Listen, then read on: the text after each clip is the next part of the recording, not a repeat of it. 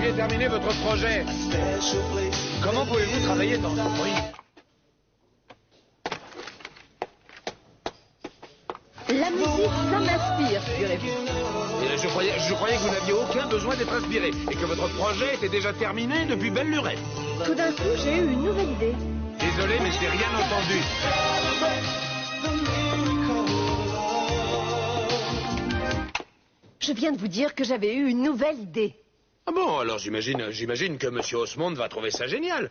Il ne va pas tarder à exploiter votre projet. C'est toujours comme ça dans les films. Jeffrey, j'ignorais que vous regardiez les films. Le cinéma, c'est tellement futile, frivole et léger, tout comme l'univers des cosmétiques. Oh, je vous en prie, arrêtons de nous quereller. Alors, c'est quoi votre projet? De jeter un œil? Vous le verrez à la réunion. Vous ne me faites pas confiance? Alors, laissez-moi voir votre projet.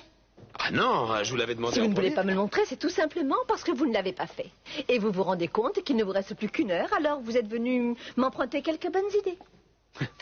Vous êtes en train de m'accuser d'espionnage industriel, c'est ça? Non, je vous accuse d'être tellement prétentieux que vous refusez de me demander un coup de main. Oh non, détrompez-vous surtout. Je n'ai aucunement besoin que vous me fassiez un cours sur l'efficacité d'un rouge à lèvres ou d'un fard à joues. Je vous assure que ce sont des choses que je suis ravi de ne pas connaître.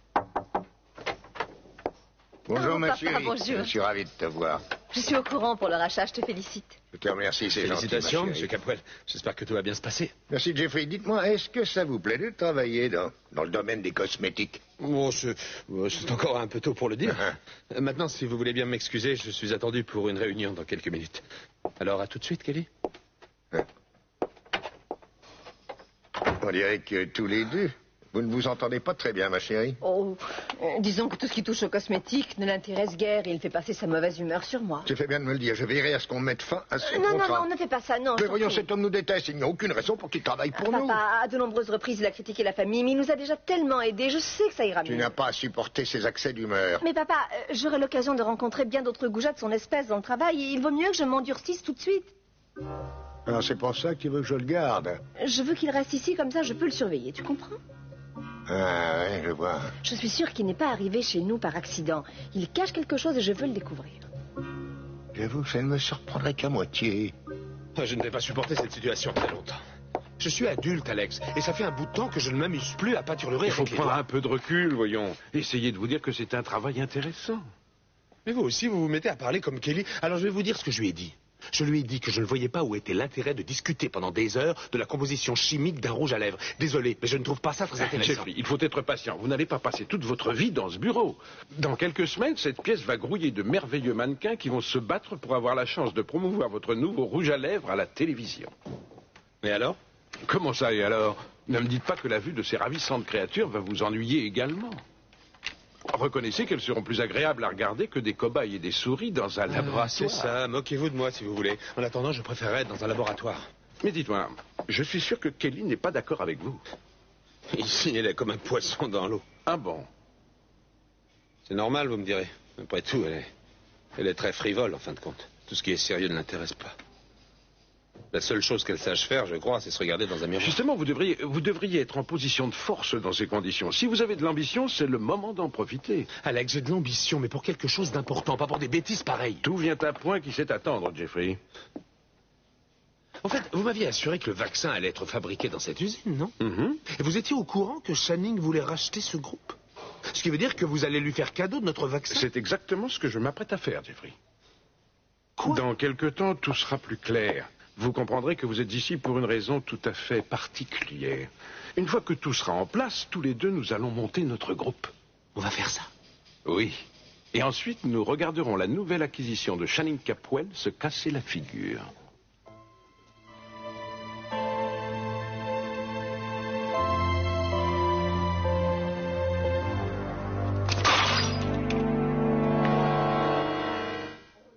J'ai été vraiment ridicule de croire que vous seriez au tribunal en train de martyriser un pauvre innocent, alors qu'en fait, vous êtes ici en train de siroter un verre d'alcool. Contrairement à ce que vous croyez, un procureur a autant le droit de prendre le temps de déjeuner que n'importe quel fonctionnaire qui se C'est respecte. extrêmement curieux que vous ayez choisi d'employer ce mot-là, Quoi, justement. fonctionnaire? Non, qui se respecte. Oui, je serais curieuse de savoir comment vous pouvez encore avoir du respect pour votre personne, alors que vous avez ignoré ce très grave incident qui m'est arrivé et qui m'a bouleversée. Vous voulez sans doute parler de de cette agression qui a eu lieu hier soir? Eh bien, alors je vais vous répondre. J'ai lu le rapport de police et nulle part je n'ai trouvé que vous ayez été une seule seconde en danger. Comment un homme m'a suivi dans la rue avec l'intention d'abuser de moi et selon vous, je n'étais pas en danger? Non, Madame Wilson, dites plutôt qu'une personne qui est peut-être un homme rôdait dans le voisinage hier, mais dans le code pénal, rôder, ce n'est pas un crime. Mais alors, qu'est-ce que vous faites de la tête d'oreiller que Pearl a trouvée? La tête, je n'en fais rien du tout. Parce que personne n'a pu me la montrer. Alors vous voudriez que j'alerte toute la police alors que je n'ai aucune preuve? Mais enfin, vous savez que je pourrais être radié pour ça. Et la ville de Santa Barbara s'en porterait mieux. Si vous continuez à me parler comme ça, vous serez privé de dessert. Monsieur Timmons, veuillez nous excuser si nous sommes un peu agressifs envers vous, mais il est tout à fait vrai que j'ai été suivi hier soir et que ça m'a effrayé. Est-ce que vous comprenez? Mais excusez-moi, mais ce qui m'intrigue le plus, c'est que vous soyez surprise qu'un homme vous suive. Personnellement, je serais tenté de vous suivre. Vous allez arrêter de plaisanter une seconde, c'est un sujet très sérieux. Monsieur Timmons, si jamais vous me suiviez et que je me retourne tout d'un coup en vous demandant qui vous êtes, j'imagine que vous me répondriez quand même. Oh, ça m'étonnerait, Caroline. Enfin, toujours est-il que cet homme ne m'a pas répondu.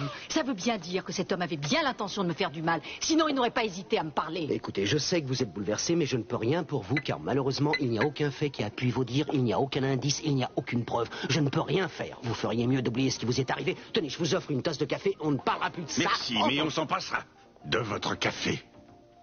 Et puis, laissez-moi vous dire encore une autre chose. Lorsque vous serez en train de sucrer, puis de remuer votre café tout à l'heure, vous essaierez de réfléchir à ceci. La prochaine fois qu'un homme abusera d'une femme, c'est vous qui serez le seul et unique responsable.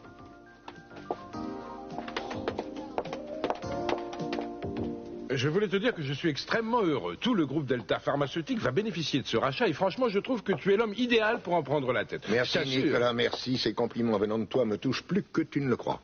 Pourquoi ça?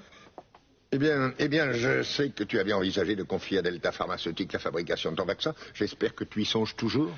Oui, mais je n'ai pris encore aucune décision. Alors, je ne veux pas te brusquer, j'espère seulement que tu penses à nous. Ça me ferait vraiment très plaisir. C'est très important pour moi de savoir que je vais travailler avec un ami. Je te remercie. Sache que c'est réciproque. Tu sais que tu pourrais gagner beaucoup d'argent, Alex.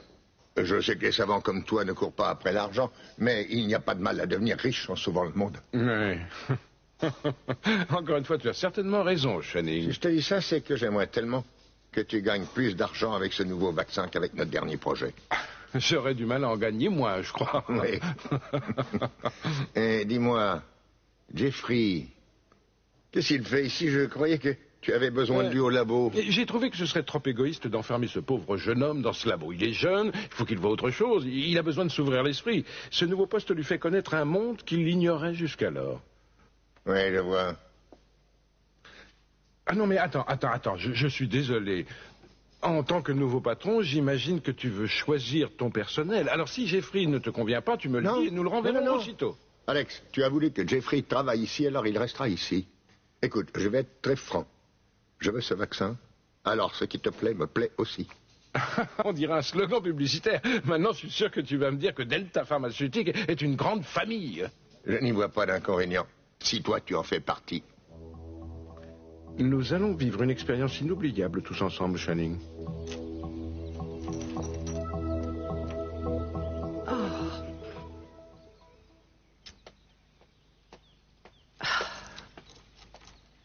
Que s'est-il passé? Oh, j'ai laissé tomber le presse-papier. Tu sais, celui qui était si joli, avec la neige dedans. Ce n'est pas grave, chérie. Je sais que ce n'est pas grave, mais ça me fait de la peine. Je l'avais depuis que je suis tout petite. Kelly et moi, on a joué avec pendant des heures. Mais tu t'es coupée, Eden. Fais-moi voir ton doigt. Mais non, c'est rien. Je saigne un peu, mais c'est pas... Tu en es sûre? Oui. Bon, alors tu peux ouvrir ça. Qu'est-ce que c'est? Tu ne crois pas que j'allais te laisser partir sans t'offrir un cadeau? Oh, maman. Ouvre-le.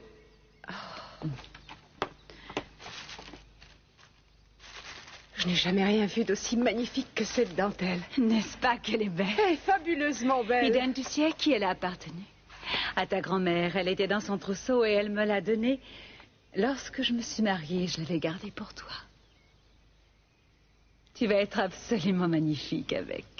Oh, ma fille va être la plus jolie mariée qu'on ait vue. Oh, maman, ça me touche beaucoup, tu sais. Oh, non, regarde, j'ai mis un peu de sang dessus. Oh, tiens, regarde, maman, c'est... Ce n'est rien, chérie. Avec de l'eau, ça va s'en aller. Je vais la passer un petit peu sous l'eau froide. Tu es sûre que le sang va bien partir? Mais oui, ne t'en fais pas. Regarde, la tache se voit à peine. Mais qu'est-ce que tu as? Je n'en sais rien. Parce que j'ai cassé ce presse-papier. J'ai très peur que ça me porte malheur. Mais pourquoi est-ce que ça te porterait malheur, chérie? Tu vas être la femme la plus heureuse du monde, au contraire. Oui, sans doute. Cruz et toi, vous éprouvez l'un pour l'autre un amour que peu de gens ont la chance de rencontrer dans leur vie. Alors tu ne dois pas avoir peur. Je dois être tendue à l'idée de me marier. Quand je pense à tous ces jours qui nous éloignent encore de notre mariage, j'ai peur qu'il nous arrive quelque chose. Je sais que c'est ridicule de se dire ça. Rien ne va vous arriver, ma chérie. Tu ressens un peu d'appréhension, mais c'est tout à fait naturel.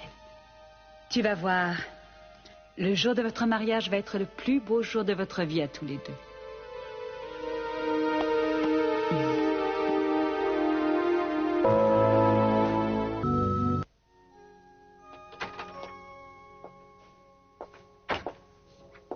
Oh, eh ben dites donc, vous en faites une tête. Je vous remercie.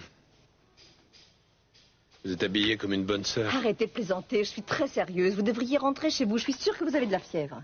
Surtout ne vous faites aucun souci pour moi, Kelly, ce n'est rien. Je reste ici, mais je vais dire à M. Osmond que je n'ai rien trouvé. Vous voulez dire que vous n'avez rien du tout? Kelly, même pas une idée? ce n'est pas grave, voyons, je vais lui expliquer. Jeffrey, c'est pas possible, vous avez dû le faire exprès. Vous trouvez toujours des tas d'idées géniales, d'habitude. Oui, peut-être, Kelly, mais là, de toute façon, c'est trop tard. C'est jamais trop tard, réveillez-vous.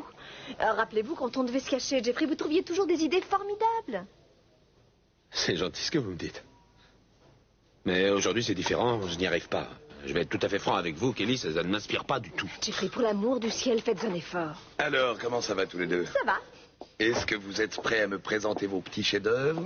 En fait, voyez-vous, monsieur Osmond... Figurez-vous que j'étais en train d'essayer de savoir ce que Jeffrey avait fait, mais il refuse de me dire quoi que ce soit. C'est sans doute parce qu'il a fait quelque chose de génial. Eh bien, dans ce cas, vous n'avez qu'à commencer le premier, Conrad. Oui, allez-y, Jeffrey, je brûle d'envie de vous entendre. Eh bien, j'espère que vous ne m'en voudrez pas si je me sers de mademoiselle Capwell pour la présentation de mon projet. Vous êtes d'accord, Kelly? Et que suis-je censé faire? Mettez de ce rouge à lèvres.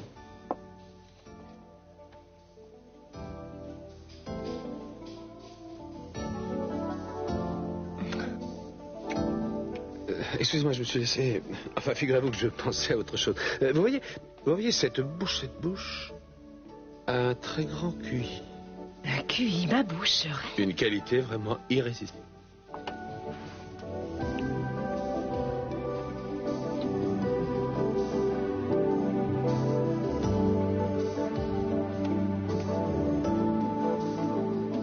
Vous allez l'essayer et votre existence va prendre un tour nouveau. Je trouve ça pas mal du tout, monsieur Conrad. Il y a énormément d'idées. Malheureusement, l'année dernière, nous avions déjà utilisé le thème du coup de foudre pour promouvoir notre nouveau parfum qui s'appelait Essence Erotica. Mais cela n'enlève rien à votre projet qui est extrêmement original. Je vous félicite. À vous maintenant, mademoiselle Capwell. Vous êtes prête? Mademoiselle Capwell? Oui. Oui, je suis prête. Eh bien...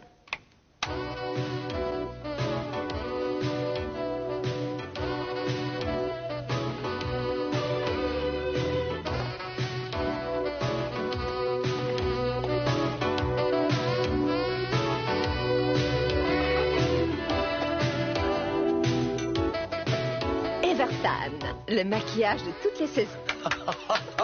Oui! Ah, ça me plaît beaucoup. C'est tout à fait ça. C'est jeune, c'est accrocheur, c'est nouveau. Qu'en pensez-vous, Conrad? Eh bien, tout ce que je peux vous dire, monsieur Osmond, c'est que j'ai une migraine terrible. C'est ici, hein? Oui, c'est ça, Lionel. Je me trouvais ici. Et puis, le brouillard commençait à tomber un peu. Mais cet endroit était tranquille, alors je réfléchissais. Vous êtes resté longtemps ici? Quelques minutes, disons 10 minutes. Et alors j'ai cru entendre quelque chose, un drôle de bruit. Vous vous trouviez où, alors? Je crois que j'étais... ici. Et alors, en entendant ça, j'ai fait quelques pas et j'ai entendu ce bruit à nouveau. Alors là, j'ai paniqué. D'où venait ce bruit, Caroline? Je crois qu'il venait, enfin, il me semble qu'il venait de ces buissons. J'ai quand même essayé de prendre sur moi et j'ai dit qui est là? Personne n'a répondu. Mon Dieu. Qui est-il? Chut. Je viens de l'entendre. Ça faisait exactement comme l'autre soir. Oh, Lionel, regardez.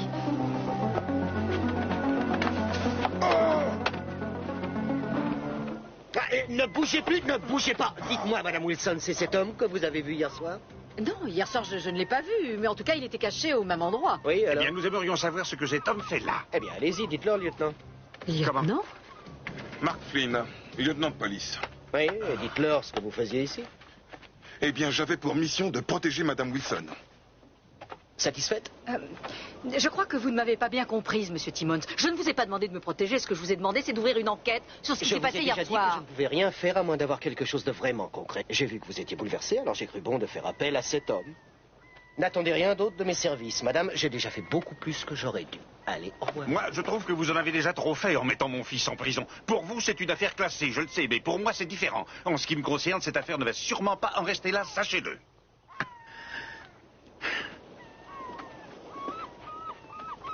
Nous ferons rouvrir l'enquête, Lionel, et je vous y aiderai. Lionel, je ne sais vraiment pas comment vous remercier. Pourquoi? Mais comment ça, pourquoi? Vous n'avez pas hésité une seconde à vous lancer à la poursuite de cet homme. Il aurait pu être armé, vous n'avez pas songé à rien, vous y êtes allé. J'ai cru qu'il voulait vous agresser. Je n'allais pas rester planté là sans rien faire. La prochaine fois, Lionel, vous me prendrez par la main et nous nous enfuirons tous les deux. Pourquoi?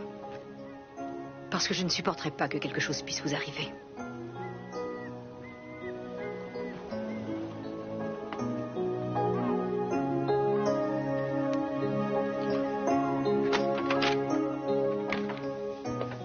Vous rentrez chez vous?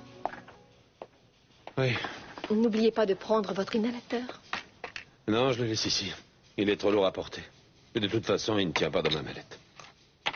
Cette espèce de virus que vous avez, je me demande si je ne vais pas l'attraper. Oh, je suis désolé de vous avoir embrassé. J'avais complètement oublié que j'étais contagieux. Eh bien, en fait, là n'est pas le problème, mais ce que j'aurais voulu... Ce que vous auriez voulu? Eh bien, ce que j'aurais voulu, c'est que vous ayez une raison valable de faire ça. Oh, j'avais une excellente raison.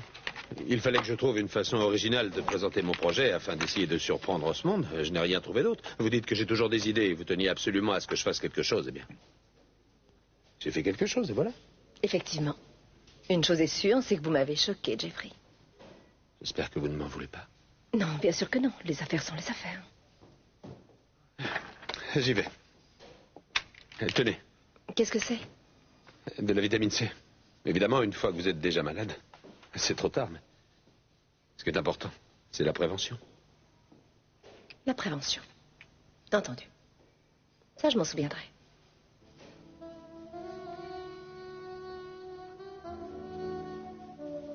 Je resterai couché demain si j'étais vous. On n'est jamais trop prudent.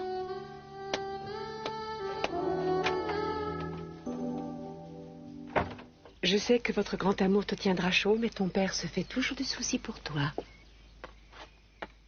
Oh.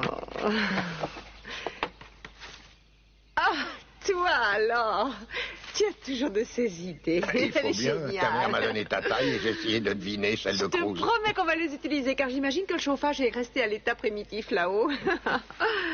C'est génial, je te remercie. Eh bien, lorsque tu en auras assez des choses primitives, voici une petite chose pour revenir à quelque chose de plus formel.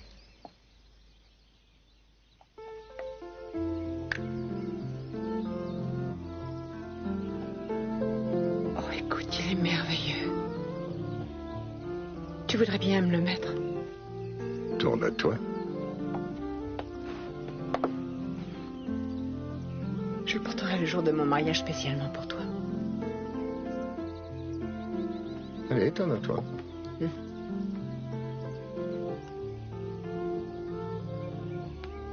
Attends, j'y suis presque. Ça y est. J'espère que tu comprends combien je t'aime. Je ne fais pas ça pour te causer du chagrin, papa. Il faut que tu comprennes pourquoi on a choisi d'agir ainsi.